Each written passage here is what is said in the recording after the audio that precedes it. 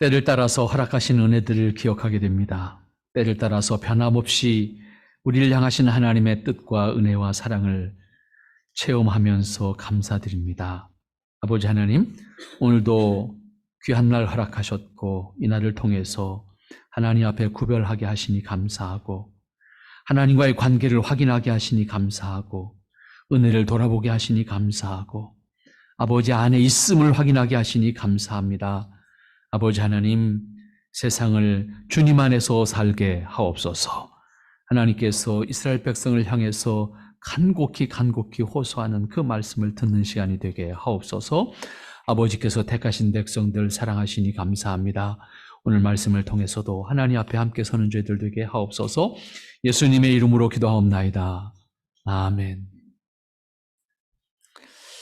네, 우리가 아모스서를 살펴보고 있습니다. 이 아모스 말씀을 통해서, 이 아모스 선지자를 통해서 특별히 이스라엘 백성들에게 전달하고자 하는 하나님의 메시지, 하나님의 말씀은 뭘까? 우리가 쭉 살펴보고 있는데 특별히 오늘 5장과 6장, 이 두 장, 5장 1절부터 6장까지 이 두 장에서는 이스라엘이 하나님으로부터 멀어진 상태에 대한 책망, 회개를 촉구하는 말씀이죠. 회개를 촉구하고 돌아오라 시작하는 말이 돌아오라, 들으라, 찾으라 뭐 이런 단어들로 계속되는 것을 볼 수가 있습니다. 오늘 5장 1절 말씀에서도 들으라, 이 말을 들어라. 아모스를 통해서 전달되어지는 이 말을 들어라. 그리고 찾으라. 그렇게 호소하고 있는 것을 볼 수가 있습니다. 결국 이스라엘의 회개를 촉구하는 것이고 돌이킬 것을 촉구하는 말씀이다. 이렇게 볼 수가 있겠고 이스라엘이 회개를 촉구하면서 이스라엘이 처한 상태에 대해서 열거하면서 그들에게 깨달음을 촉구하는 말씀이다. 이렇게 볼 수가 있겠고 더 나아가서는 이스라엘에 대한 하나님의 뜻을 말씀하시는 거죠. 돌이켰을 때, 돌아왔을 때, 내 말을 들었을 때, 나를 찾았을 때 그 다음에 내가 이렇게 하겠다. 하나님께서 그 백성들에게 하나님의 뜻을 전달하시고 회개와 돌이킬 것을 촉구하면서 결단을 요구하죠. 선지자들을 통해서 말씀하시는 하나님의 깊은 뜻은 언제나 이스라엘에 대한 책망 그 자체가 목적이 아니고 심판 그 자체가 목적이 아니고 그 다음 그 백성들을 돌이켜서 하나님의 백성으로 하나님 뜻하신 복을 누리게 하시기를 원하시는 하나님이죠. 심판은 하나님의 뜻을 이루어가는 과정에서 필요한 분기점 내지는 알곡과 쭉정이를 분별해내는 수단이라고 표현할까요? 하나님의 말씀을 도저히 깨닫지 못할 때는 깨달을 수 있는 수단으로 사용하시기도 하고요. 그렇게 해서 심판이라고 하는 것은 궁극적인 목표가 아니라 하나님의 뜻을 이루어가는 데 있어서 사람의 형편에 따라서는 수단으로 사용하신다. 그렇게 볼 수가 있습니다. 하나님이 이렇게까지 하면서 그러면 이스라엘에게 이렇게 말씀하시는 이유가 뭘까? 뭐가 그렇게 답답하셔서 하나님께서 뭐가 그렇게 안타까워서 아까워서 그렇게 하실까라고 하는 생각을 해보면 정말 하나님 앞에서 사람이 할 말이 없다. 그런 생각을 해보게 됩니다. 그것은 하나님의 영원한 창조 목적과 뜻 안에서 그들을 주인공으로 곧 하나님의 뜻과 은혜와 영광을 드러내는 주인공으로 삼으시기를 원하시는 것뿐입니다. 그리고 우리도 다르지 않습니다. 우리가 특별한 사람이기 때문에 우리가 다른 사람들에 비해서 더 탁월한 사람들이기 때문에 하나님의 부르심을 받은 것이 아닙니다. 세상에서 보면 어쩌면 그들보다 못한 부분도 많은 사람입니다. 한없이 부족한 사람들이지만 하나님께서 우리를 통해서 하나님의 뜻을 드러내시겠다라고 하는 뜻을 가지시고 우리와 함께 하기를 원하셨고 우리와 함께 기뻐하시기를 원하셨기에 우리를 부르셨고 우리에게 은혜를 더하셔서 그 길에 함께 하도록 하신 것뿐입니다. 그 영광의 자리에 우리를 불러서 함께 동참할 수 있는 기회를 주셨으니까 우리는 할 말이 없지요. 그저 감사할 뿐이지요. 그저 우리가 부끄럽지만 하나님 앞에 설 수 있다는 것만으로도 용기를 가질 수 있는 것이고 따라서 하나님의 백성으로서 이 말씀에 담긴 하나님의 마음, 하나님의 마음, 어떠한 마음으로 이렇게 우리를 대하실까? 이스라엘 백성들을 대하실까? 이걸 우리 마음에 좀 새긴다고 하면 우리가 하나님 앞에서 어떻게 서야 되겠는가? 우리 하나님 앞에서 어떻게 우리 자신들을 세워가야 할 것인가? 라고 하는 것을 생각할 수 있지 않을까 생각을 합니다.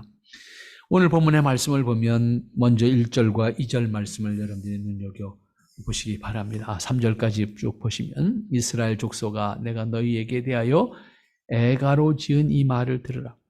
처녀 이스라엘이 엎드러졌으며 다시 일어나지 못하리로다. 자기 땅에 던지음이여 일으킬 자 없으리로다. 주 여호와께서 가라사대 이스라엘 중에 1000명이 나가던 성읍에는 100명만 남고 100명이 나가던 성읍에는 10명만 남으리라 하셨느니라. 이스라엘이 당하게 될 상황을, 처하게 될 상황을 이렇게 설명을 하고 있습니다. 아모스는 이 5장 시작을 하면서 자신이 전하고자 하는 하나님의 말씀을 전하고자 하면서 제일 먼저 호소하죠. 이 말을 들어라. 이 말을 들어라. 그렇게 호소합니다. 그런데 아모스는 이 메시지를 전달하는 역할을 하는 사람이잖아요. 그러면서 마치 자신이 간절하게 바라고 있는 것과 같은 표현을 하는 겁니다. 이것은 선지자로서 가지는 기본적인 모습이라고 할 수가 있습니다. 왜냐하면 메시지를 듣는 사람도 자신의 성정과 아모스와 다른 사람 아니잖아요. 똑같은 사람이잖아요. 그런데 그들에게 전하는 메시지가 좋은 게 아니잖아요. 우리식으로는 그 말을 듣고 기분 좋아할 사람이 없잖아요. 책망하시는 말씀이니까.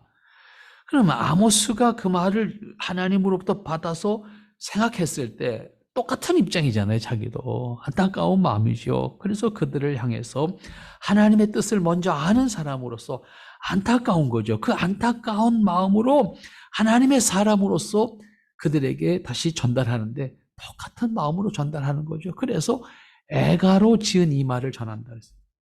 애가 슬픈 노래라는 뜻, 직역하면 그냥 우리식 이 한문 번역이 슬픈 노래라는 뜻 아닙니까?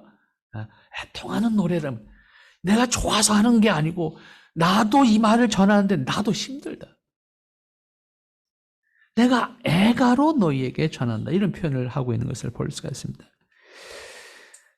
이런 것을 우리가 생각해 보면 정말 이 아모스가 이 말씀을 전할 때 나는 먼저 알았어. 그래서 나는 이런 사람이야. 그래서 그냥 자랑스럽게 단순히 던지는 것이 아니고 그 내용을 알고 보니 나도 힘든 얘기잖아요. 아모스 자신도 힘든 얘기니까 그러한 입장에서 너에게 전한다. 호소하는 마음이죠. 정말로 간절히 너희들 이 말 꼭 들어야 돼 라고 하는 그런 간절한 마음이지요. 그러한 선지자로서 아모스의 마음은 그러한 간절함과 애절함을 담아서 이 말을 들으라. 그렇게 호소하는 말로서 이 말을 전달하고 있습니다. 그래서 애가로 만들었다. 이렇게 해서 애가로 지은 이 말을 들어라. 내가 정말로 애통하는 마음으로 이 말을 너에게 전달하는데 내가 하는 말 잘 들어야 돼. 그런 얘기 아니겠습니까? 아모스는 단지 전달하는 메신저로서 그 역할을 다했다라고 하는 것으로 나는 거기에 속한 사람이 아니야 라고 하는 입장이 아니라 같이 그들과 같은 입장에서 그 말씀을 애통하는 마음, 슬픈 마음, 안타까운 마음으로 받았고 그 소식을 너희에게 전한다. 좋지 않은 소식을 전달하는 사람 입장에서 그 메시지의 내용을 알고 있다고 하면 그 마음이 전달하는 사람이지만 참 힘들지요. 지금은 손편지를 쓰는 시대가 아닙니다.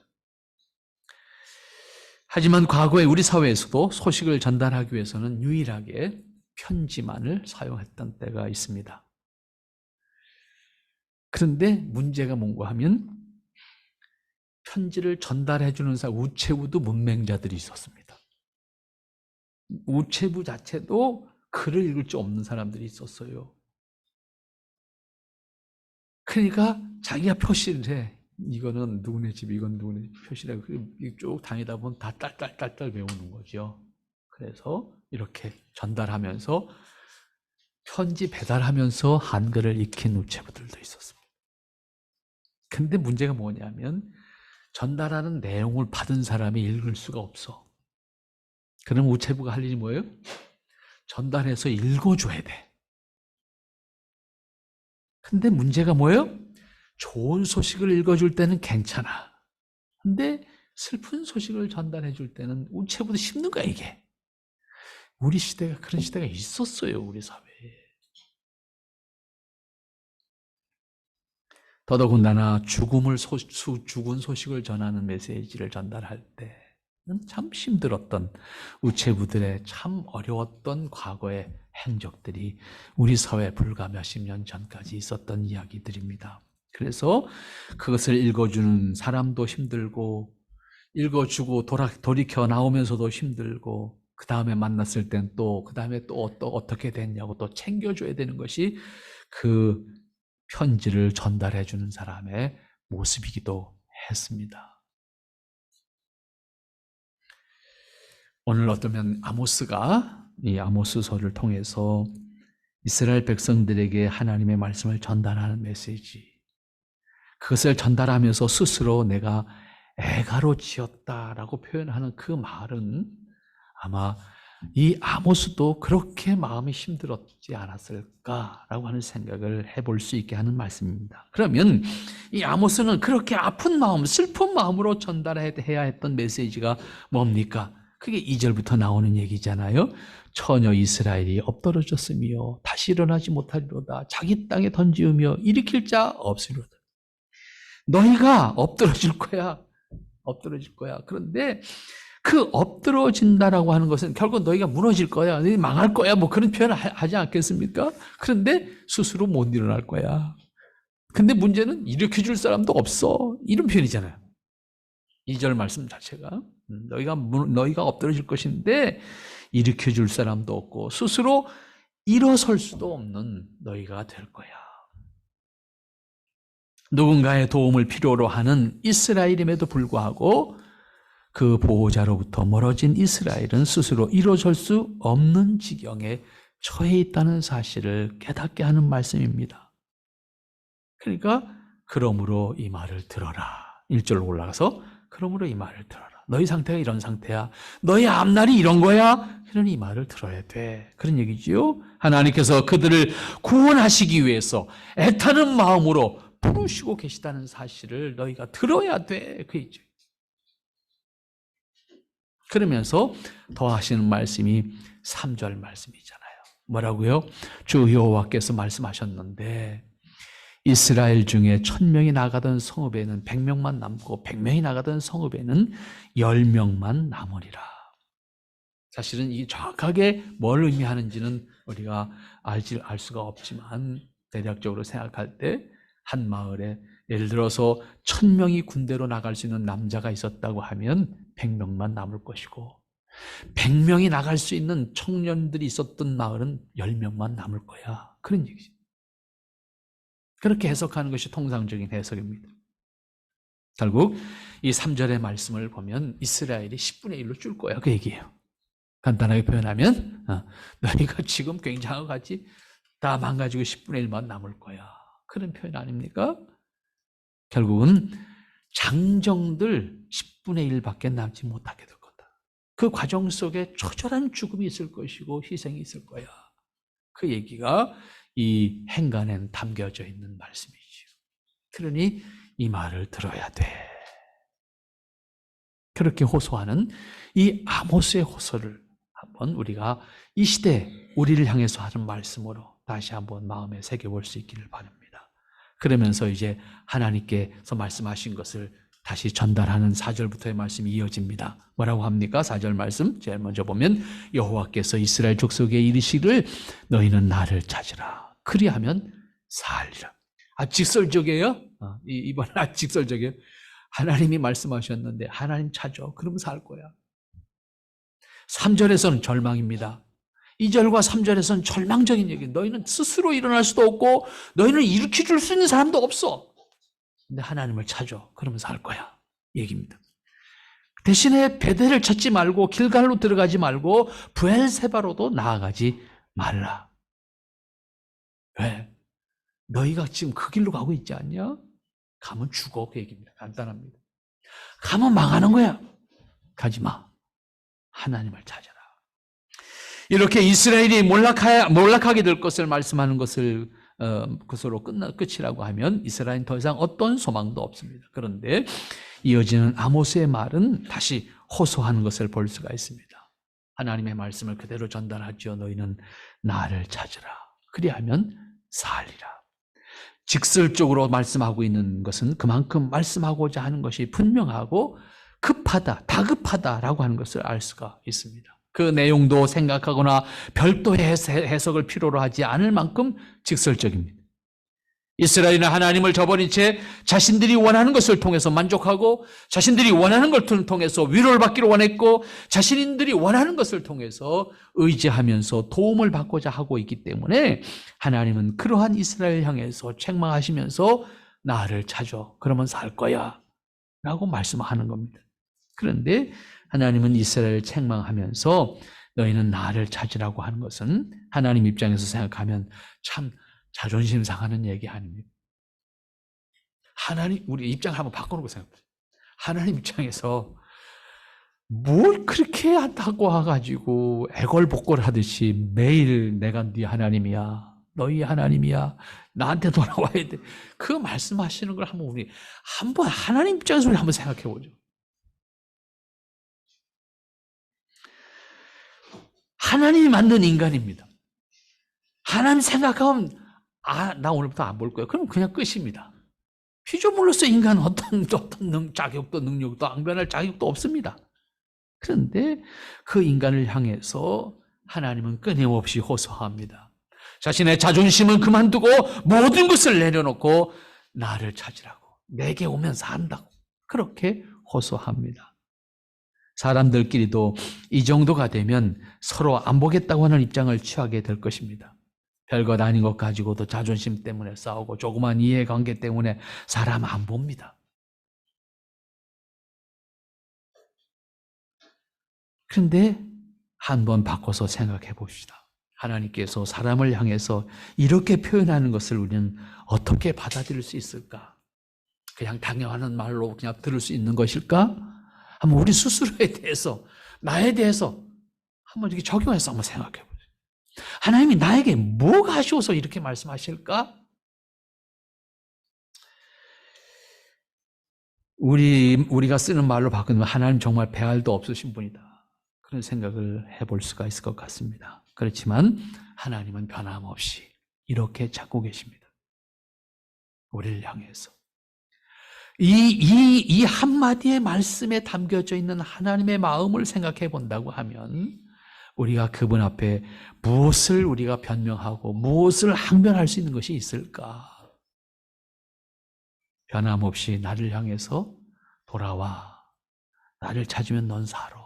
이렇게 표현하고 있는 이 하나님의 마음을 우리가 조금만 이해한다고 하면 우리가 이 땅에서 어떻게 살아갈까? 이 땅에서 하나님과의 관계 속에서 우리가 어떤 관계를 가지고 살아갈까라고 하는 것에 있어서 우선순위가 바뀔 수가 없는 거잖아요. 그 이유는 간단해요. 거기 어떤 조건이 우리에게 있는 게 아니잖아요. 하나님의 일방적인 사랑이 있잖아요. 안 보면 그만인데 끊임없이 내게 돌아오라고. 너는 내가 택했다고. 너는 내가 사랑하는 자라고. 그러므로 우리는 그러한 하나님의 사랑을 아는 사람으로 응답해야 되는 책임이 있다는 사실을 기억해야 합니다. 나를 찾으라. 살 거야. 찾는 자로서 하나님의 부르심에 대해서 책임을 다하는데 그 책임은 돌아오는 겁니다. 하나님을 찾는 겁니다. 하나님과 동행하는 겁니다. 입으로 하나님의 사랑을 말하는 것으로 끝나지 않고 자신이 받은 하나님의 사랑을 그대로 자신의 인격과 삶을 통해서 드러나도록 하나님과 동행하는 삶을, 하나님 앞에 서는 삶을 사는 겁니다. 또한 하나님의 은혜를 온전하게 담아낼 수 있는 자신의 신앙 인격을 만들어 가야 되는 겁니다. 우리의 신앙 인격이라고 하는 것을 하나님의 형상의 요소로 채워가는 겁니다. 그래서 적어도 그리스도인의 신앙 인격이 세상 사람들의 인격과 다른 것이 되어야 된다고요. 하나님을 찾는 것도 다르지 않습니다. 이미 하나님께서 우리를 사랑하심으로 우리를 자녀로 부르셨습니다. 그러나 하나님 앞에서 우리는 과연 그렇게 하나님의 사랑을 담을 수 있는 합당한 사람인가? 내가 하나님의 사랑을 말한다고 하면 내가 받은 하나님의 사랑을 내 안에 채우고 있는가? 담아가지고 있는가? 그리고 그 담겨진 사랑을 사람들이 느끼고 있는가? 우리를 부르셔서 하나님의 자녀로 살게 하셨습니다.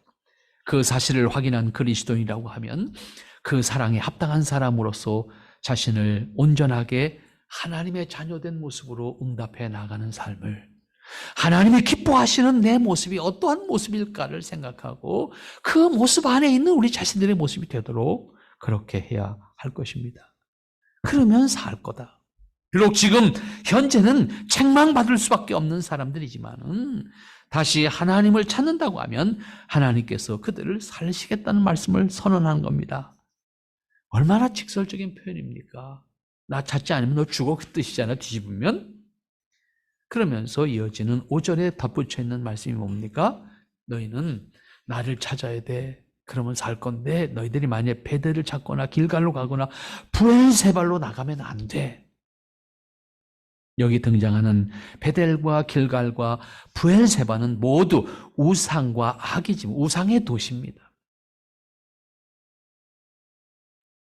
악이 지배하는 사회입니다. 대신에 군대의 힘이 강합니다. 문화가 발달되어 있습니다. 대표적인 우상이 지배하는 곳이고 악이 난무한 곳입니다. 그런데 이스라엘은 하나님을 쫓지 않고 경외하지 않고 우상과 세상의 힘을 의지하려고 했습니다. 이에 대해서 아모스 선지자를 통해서 베델과 길갈과 브엘세바로 나아가면 안 된다. 그곳을 찾으면 안 된다. 당장 하나님을 경외하지 않는 이스라엘의 입장에서 부러운 것은 이방 사회가 완성하고 있는 찬란한 문화, 경제력, 군대의 힘, 눈에 보이는 힘이잖아요. 그것 때문에 호기심과 의존하고 싶은 마음을 가지고 그 길로 나아간다고 하면 너희는 죽는 거야. 너희는 소망이 없는 거야. 결국 하나님을 저버리게 될 것을 하나님은 책망하시는 겁니다. 그러므로 너희는 베델과 길갈과 브엘세발로 나가지 말아라. 나를 찾으라. 오늘날도 다르지 않습니다. 비록 우상이 아니더라도 이교적인 세계관이 지배하는 사회입니다. 이교 문화가 지배하는 사회입니다. 이교 세계관이 지배하는 가치관이 사람들을 움직여가고 있습니다. 그 보이는 힘 앞에서 그리스도인이 무엇을 찾을 것인가? 무엇을 우선순위로 할 것인가? 라고 하는 분명한 확고한 우리 확신이 없다고 하면 우리 역시 그 길을 따라갈 수밖에 없는 사람들이고 하나님의 뜻을 저버릴 수밖에 없는 사람입니다.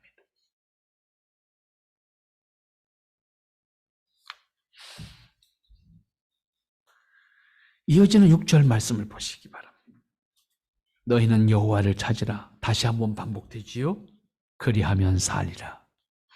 염려컨대 저가 불같이 요셉의 집에 내리사 멸하시리니 베델에서 그 불들을 끌 자가 없을까 하노라. 다시 한번 강조하는 거죠. 똑같은 말로 나를 찾으라. 그리하면 살리라. 그런데 찾지 않으면 어떻게 될 거다? 결국은 불같이 요셉의 집에 내리실 것이고 요셉의 집에 멸망이 있을 것이고 그 다음에 이어지는 말이 뭡니까? 베델에서는 그 불 끌 자가 나오지 않을 거다. 너희들이 섬기는 우상이 하나님의 심판을 막지 못해, 그 뜻이. 이스라엘에게 내려질 하나님의 심판을 막을 수가 없어. 결국 이 호소하는 말씀은 다시 한번 6절에서 반복되는 것을 볼 수가 있는데 5절에서 베델을 찾지 말며 길갈로 들어가지 말며 브엘세바로도 나아가지 말라고 호소한 말씀에 이어서 하는 말씀입니다. 심판을 선언하시는 하나님의 모습을 생각하면서 이 말씀을 보면 하나님의 권위를 내려놓으신 듯한 표현이 아닌가 생각을 하게 될 만큼 아쉬운 마음으로 이스라엘을 향해서 간절하게 호소하는 말씀입니다. 너희는 여호와를 찾으라 그리하면 살 것이다 하면서 하나님께서 직접 말씀하셨던 것을 반복합니다. 이스라엘이 보이는 힘과 문화에 매혹되어서 군대의 힘에 의지해서 하나님을 멀리하고 현실에 대한 하나님의 책망과 하나님의 뜻을 이렇게 전달하고 있는 것인데, 그러한 현실에 이스라엘이 처해 있다는 사실입니다. 여기서 여호와를 찾으라는 말씀은 단순히 종교적 맹종이나 맹신을 요구하는 것이 아닙니다. 하나님을 경외하는 것이 지식의 근본이라는 말씀을 우리는 기억합니다. 이 말씀에서 확인해야 하는 것처럼 만물의 근원이 하나님이시기 때문에 하나님 안에서 생명과 진리와 소망이 있음을 전제하는 것이 기독교 신앙이고, 그것이 오늘 여기서 직접 말씀하시는 여호와를 찾아야 되는 이유입니다. 이 신앙 고백을 하는 사람이라고 하면 모든 생각과 가치관의 근본이 하나님이어야 합니다. 이것은 종교에 매이게 하는 강제적인 의식을 말하는 것이 아닙니다. 창조주 하나님, 그러한 의미에서 만물의 근원이신 하나님을 전제로 하는 세계관을 가지면 하나님을 기뻐하고 경외하는 것은 자연스럽게 동반되어지는 겁니다. 그리스도인이 하나님을 경외하는 것은 복되고 아름다운 모습과 삶과 일을 동반하게 됩니다. 그래서 여호와를 찾으라는 것은 단순히 종교의 메인 사람이 되라는 것이 아니라 하나님의 창조 목적에 합당한 사람으로 세상을 살라. 하나님을 만유의 주로 분명히 알고 그 하나님을 우선순위로 하는 가치관을 가지고 살아라. 그 중심에 하나님이 계신 것을 전제로 살라는 겁니다. 그러면 하나님은 왜 이렇게까지 아모스를 통해서 간청하고 있습니까? 저가 불같이 요셉의 집에 내리사 베델에서 그 불들을 끌 자가 없을까 하노라. 결국 이 말씀은 특별한 의미가 뭡니까? 북이스라엘이 하나님의 심판, 불로서의 심판이 있을 것인데 심판을 선언하는 거예요. 이 심판의 행하여짐에 있어서 이스라엘 누구도 그 심판에 불을 끌 수 있는 사람이 없는데, 이스라엘은 지금 어디 찾아가고 있어? 베델을 찾아가고 있다. 베델에서 섬기는 우상이 이스라엘에 내려진 불을 끌 수 있는 능력이 있는 신들이 등장하지 않을 거야. 너희들이 섬기는 우상이 하나님의 심판을 대신할 수가 없어. 그래서 여기 요셉의 집이라고 하는 것은 요셉의 개인의 집을 의미하는 것이 아니고 요셉의 두 아들 므낫세와 에브라임을 통해서 형성한 북이스라엘을 지칭하는 거예요. 곧 이스라엘이기 때문에 그 이스라엘, 북방 이스라엘이 결국 하나님의 심판에 멸망할 거야. 그러므로 하나님의 심판이 이스라엘에 대해서 시행된다고 하면 그 심판의 불을 세상의 힘으로 대처할 수 없어. 하나님의 권세를 막을 수 있는 것은 세상에 어떠한 우상도 사람도 존재하지 않아. 그러니 너희는 나를 찾으라. 그렇게 말씀하십니다. 이것은 오늘날에도 다르지 않게 깊이 생각하고 확신해서 세상을 이길 수 있는 하나님의 지혜를 얻는 우리의 신앙이어야 합니다. 그것은 종교에 매이지 않으나 하나님 중심의 세계관을 가지고 우리 스스로를 살아가야 되는 것이고, 그리스도인들이 그러한 가치관에 의해서 이 땅에서 하나님 뜻을 드러내는 삶을, 하나님의 뜻을 드러내는 일을 감당하는 역할을 해야 되는 것입니다. 하나님께서 기뻐하시는 뜻을 동의하고 그 기쁜 마음으로 하나님의 뜻에 응답하는 삶을 살아가는 겁니다. 그것이 여기서 말씀하는 베델과 길갈과 부엘세바로 나가지 않는 거예요. 눈에 보이는 것, 그것이 모든 것일 것 같지만 결코 모든 것이 아니고, 모든 지혜의 근본이 하나님이고 만물이 존재하는 목적이 하나님께 있다는 사실을 분명히 기억해야 돼요. 그 사실을 기억한다고 하면 우리가 하나님의 뜻을 사는 것이 이 땅에서 복된 길이고 자유한 길이고 그것이 기쁨의 길이라고 하는 사실을 우리는 분명히 기억해야 돼요.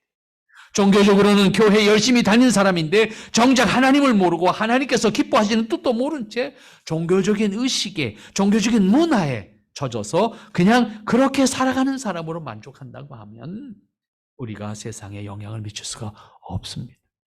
세상에 생명을 줄 수가 없습니다. 기독교 문화가 좋아서 그리스도인이 될 수도 있습니다. 실제로 기독교 문화를 형성하고 있는 나라들의 대부분 스스로 내가 자칭 그리스도인이라는 사람들은 다 그런 사람들입니다.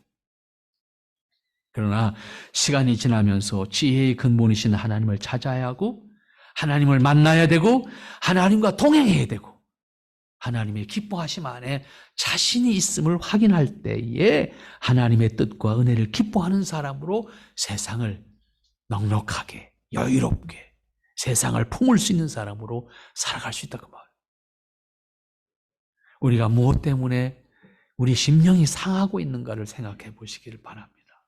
내가 무엇에 매여 있는지를 한번 생각해 보시기 바랍니다. 하나님을 찾은 사람으로, 하나님을 만난 사람으로, 하나님과 동행하는 사람으로 자유하시기 바랍니다. 그 자유 안에 평안이 있습니다. 그 자유 안에 여러분의 삶의 질이 달라져요. 그러나 무엇인가 매이게 되면 그것 때문에 나는 상하게 됩니다. 마음이 상하고 우리 몸도 상하고 다 망가집니다. 세상의 이치가 그래요. 어떤 특별한 사람에게만 있는 게 아니라 똑같아요. 오직 하나님만 바라고 오직 하나님이 기뻐하심 안에서 우리가 어리석게 눈에 보이는 베델과 길갈과 브엘세바를 찾지 아니하고 오직 하나님을 찾는 여러분 됩시다. 그래서 이 땅에서 하나님의 사람으로 승리하는 하나님의 사람으로 함께하기를 기뻐하는 여러분들 되시기 바랍니다. 기도합니다. 거룩하신 아버지 하나님, 우리를 미혹하고 때로는 우리를 강제하고 때로는 우리를 힘들게 하는 세상의 일들이 참 많습니다. 하나님, 우리가 오직 하나님을 찾는, 우리가 오직 하나님을 기뻐하는, 우리가 오직 하나님을 사랑하는 자로 하나님 앞에 서게 하옵소서. 예수님의 이름으로 기도하옵나이다. 아멘.